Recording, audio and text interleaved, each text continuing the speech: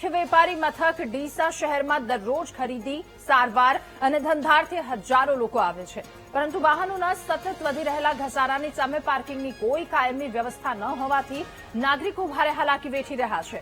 નિયમ મુજબ અનેક કોમ્પ્લેક્સ કે હોસ્પિટલમાં પાર્કિંગ સ્પેસ ન હોવાથી મજબૂર લોકોને રોડની સાઈડમાં વાહનો પાર્ક કરવા પડે છે, જેની સામે ટ્રાફિક પોલીસે દંડાત્મક કાર્યવાહી અને વાહનો ડિટેઇન કરવાની ઝુંબેશ ચલાવી જનતામાં ધર્મસંકટમાં જનતા મુકાઈ છે।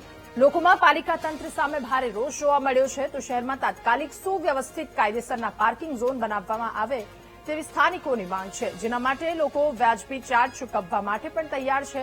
તો વધતી જતી ટ્રાફિક સમસ્યાના કાયમી નિરાકરણ માટે હવે ડીસા નગરપાલિકા સફાળી જાગી છે અને શહેરના વિવિધ વિસ્તારમાં ખાનગી એજન્સી દ્વારા પે એન્ડ પાર્ક સિસ્ટમ શરૂ કરવા મહત્વની યોજના કામ હાથ ધરી છે। પાર્કિંગની સમસ્યા છે, અહીંયા ટ્રાફિક બહુ થાય છે, કારણ કે ઘણી જગ્યાએ શોપિંગ બનાવી દીધા છે, કોઈ પાર્કિંગ તો આપ્યું નથી।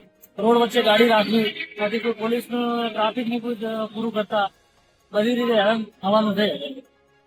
તમે તંત્રને શું કહેવા માંગો?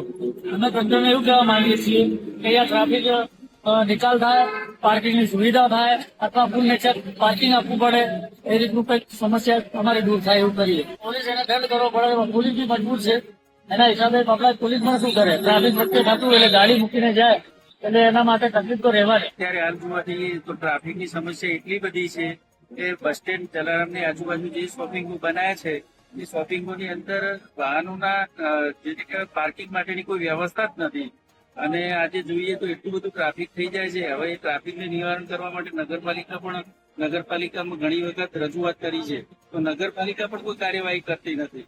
હાલ બધા જ જેટલા શોપિંગો નવા બને છે એમાં પણ નિયમ એવો હોય છે કે જયારે લોકો એને કરાવતા હોય એ વખતે પાર્કિંગની અંદર સુવિધા કરવાની ફરજિયાત હોય છે, છતાંય એના ઓર્ડરો કઈ રીતે ઇસ્યુ થાય છે, નગરપાલિકા કઈ રીતે સહભાગી થાય છે, કલેક્ટર કચેરીઓ કઈ રીતે સહભાગી થાય છે, આવું બધું જ આપણને કઈ ખબર પડતી નથી કે આ તંત્ર કઈ રીતે ચાલી રહ્યું છે। ડીસા શહેરનો જે રીતે દિન પ્રતિદિન વિકાસ થઈ રહ્યો છે એ મુજબ શહેર ઉપર ટ્રાફિકનું ભારણ સ્વાભાવિક છે કે ઉત્તરોત્તર વધી રહ્યું છે।